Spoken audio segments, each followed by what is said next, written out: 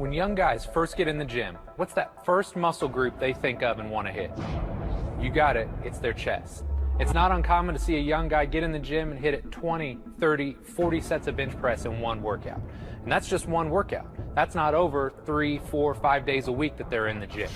The bad news is if you're hitting 20, 30, 40 sets of bench press every single day, you're either going to end up with a shoulder injury or at the very least, bad posture. So as we go through this video, I want to teach you guys not only how to be more efficient and effective in your training, but taking that to the next level with some smart, targeted pec and chest training.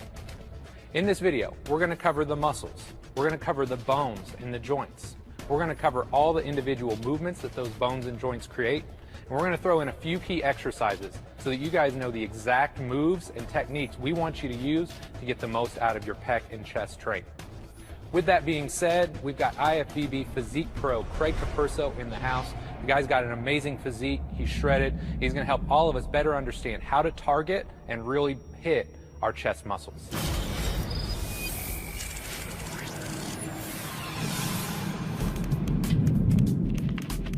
Let's go ahead and jump right into the anatomy. When we're talking about your chest, we're going to focus on 3 muscle groups here today. The first one, and the one you're probably most interested in, is your pec major, and that's your big chest muscle.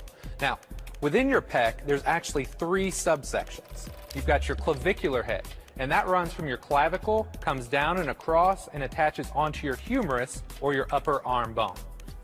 Second, you have your sternal head, and that runs from your sternum all the way, comes across, and also inserts into your humerus, or your upper arm bone. There are certain anatomists that will also tell you there's a third head, and it's called the abdominal portion of your pec. And it actually runs from your rectus sheath, which is a big part of connective tissue, and comes up and across, and it also attaches onto the humerus. So while there's 3 unique subsections to your pecs, these are a major player. And most times, a lot of guys are really going to struggle with this top portion, this clavicular head. So we're going to make sure we throw a few key exercises into the workout to make sure you're really dialing it in and hitting this area. So we've got pec major. The second muscle group we're going to focus on is called pec minor. And this is a really small muscle group. You're probably not going to want to spend a lot of time in the gym trying to develop it, but it actually runs from a little bony prominence on the top of your scapula called your coracoid process. It comes down and it attaches to ribs 3, 4, and 5 on your rib cage. So again, I want you to know that it's there, but you're probably not going to spend a lot of time trying to develop it. It's mostly there for improving your breathing and your respiration. Last but not least, we're going to talk about your serratus anterior. And this is a muscle you may not spend a lot of time developing in the gym, but it's absolutely critical not only for a nice balanced physique, but for developing good, healthy shoulders as well. So with your serratus anterior, it actually starts on the inside of your shoulder blade, wraps around, and attaches or connects onto the front of your rib cage. So as you guys can imagine, if you've seen really lean bodybuilders like Craig, they've got that great looking serratus. We're going to make sure we show you how to develop that muscle as well, because it's really critical not only for physique, but for performance as well.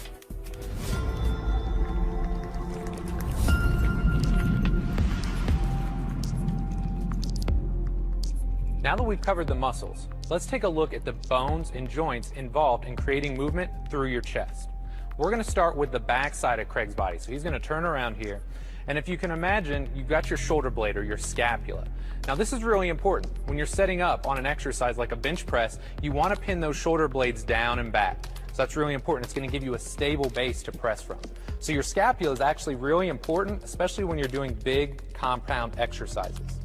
You got your scapula, and then you have your humerus. And those 2 joints, or those 2 bones, come together to form your glenohumeral joint. This is very important. If you don't have a good setup for your chest pressing exercises, you're leaving your shoulders exposed to injury.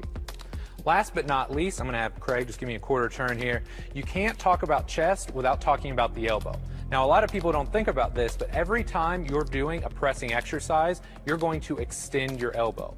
So you can't just talk about chest without thinking about shoulders, without thinking about triceps, without thinking about all of the joints involved in those movements.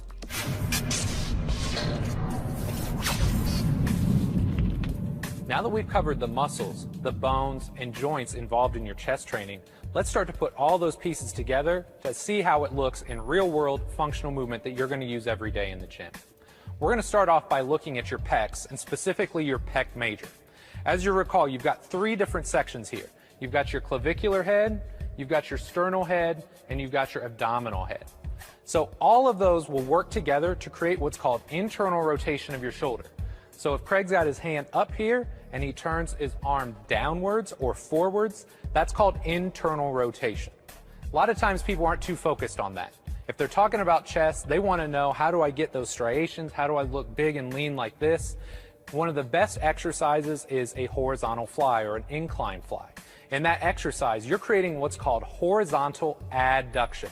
So you're pulling across your body. And as you guys can imagine, just think about those pec fibers. They start here, and as he pulls across, think about how they're shortening up and getting tight. So all those muscles work together to create what's called horizontal adduction. Now this next piece is important. Go ahead and relax, boss. The next piece is your clavicular head. And when you think about the clavicular head, it comes down and across right here. So it's responsible for shoulder flexion, like you would when you raise your arm up overhead. So if you can imagine, Craig, give us an incline bench. You guys know how you're kind of at an incline, you got your arms raised up overhead. This is why you're going to hit the top portion of that chest or that clavicular head when you're bench pressing. Now, on the opposite hand, you've got that sternal portion of your pec as well, or that lower portion.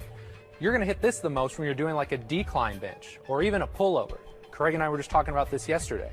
When you guys really cinch over at the top of a pullover type exercise, that's where you're really hitting that sternal head of your pec. So as you guys can imagine, the torso position, the position of your shoulders, all those things are going to make a difference in what portion of your pec you're actually training when you're in the gym. So we've covered the pecs. Now one other muscle group I want to focus on is the serratus anterior. So if you can go ahead and give me a profile. You guys will remember, serratus anterior runs from the inside of your shoulder blade and it wraps around onto your rib cage. So this is going to be most noticeable when you're doing something that does what's called protraction of your shoulder. So if Craig really reaches long, not only we see this when somebody's reaching long out like the start of a row, but you'll also see this as they finish at the top of a push-up. So even though you may not think of a push-up as a great chest exercise, it may not just hit your chest, but also your serratus anterior as well. One final function. When you're talking about serratus, go ahead and reach up overhead for me. Your serratus anterior is one of three muscles that allows your shoulder blade to rotate or create upward rotation. So serratus anterior, your lower traps, and your upper traps work together to create that upward rotation to allow you to get your shoulder overhead safely and effectively. So that's something I want you to know. When you're walking away from this, serratus anterior, it's not just great if you got a built physique like Craig, but it's critically important if you want to keep your shoulders healthy as well.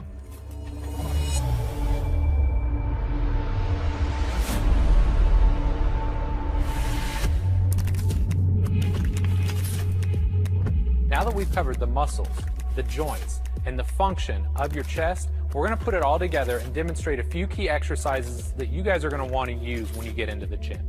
Now, one thing I want to make note of, Craig's a rock star. He's going to make this look really easy, and the weights aren't super heavy. Just because we're not going super heavy on film doesn't mean we don't want you guys to go heavy and push yourselves when you're in the gym. So with that being said, the first exercise we're going to demonstrate is a dumbbell incline bench press. Few technique points as far as setting up. Make sure your abs are nice and tight. Whenever possible, keep your feet on the ground. If you keep your abs and your legs tight, you're going to be able to move more weight. From this position, he's locked in and he's just going to press the dumbbells overhead. Now, one thing I always like to cue my clients to do is to tuck the elbows slightly when they come down. If your elbows are really flared out to the side, it puts a lot more stress and torque on your shoulders. So think about tucking the elbows slightly on the way down, full range of motion, and then finish strong at the top. When you're doing an incline bench, you're really using all three heads of your pecs. You're using the clavicular head, you're using the sternal head, you're using the abdominal head.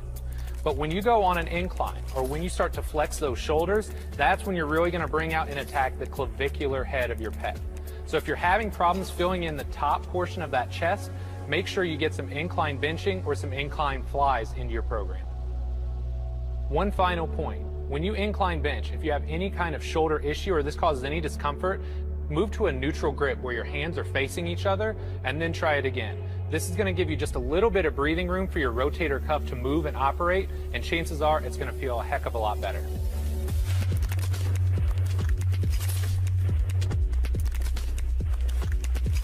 The next exercise we're going to demonstrate is a dumbbell fly.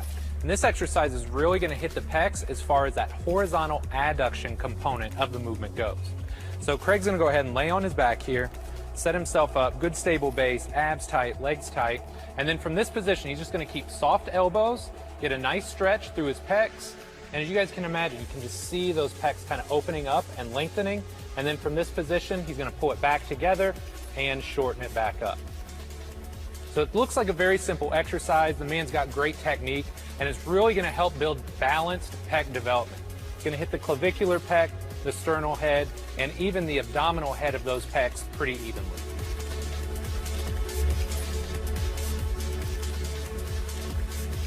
The last exercise we're going to demonstrate is a push-up. Now I know what you're thinking. You've probably been doing push-ups for years, but I want to give you guys a few subtle cues and a few subtle tricks that I think are going to make your push-ups even more effective. So I'm going to have Craig go ahead and set up here. And when you guys are doing a push-up, the nice thing about this, it's a total body lift. It really connects your upper and lower body. So I want you to make sure your abs are nice and tight. And from this position, Craig's going to tuck the elbows slightly, lower himself down to the ground. And then the key, if you really want to hit that serratus, is to finish strong. Exaggerate, trying to push your body as far away from the floor as possible at the top. When you do that, that's when you're going to really engage your serratus. So think about abs tight, tuck the elbows, control all the way down, and then at the top, finish strong, exaggerate, and really try and squeeze that serratus.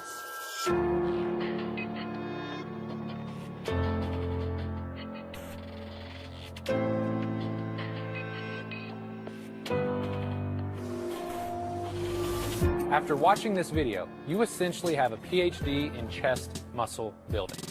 So you've got no excuse. You can't simply go back and do what you've always done, which is probably mindless sets of flat barbell bench pressing. I get it, it's a great exercise and it's going to help you build some muscle. But after you watch this video, you should have a really strong understanding of how all the bones, the joints, the muscles work together, about how changing something as simple as your shoulder position is going to help you target and hit specific areas of your chest. Don't be afraid to mix it up. Use barbells, use dumbbells, press, do flies. The more you guys mix it up and the more you guys understand the actual anatomy and the function behind this stuff, the better your physique is going to look. Make sure you watch all the videos because we cover every single muscle group in this amount of depth and detail. Let the gym be your lab. Try new things, research new methods, because there's no better way to learn and understand how your body works than to try new things on yourself. With that being said, I'm Mike Robertson. This is Built by Science. Mind, muscle, masterpiece.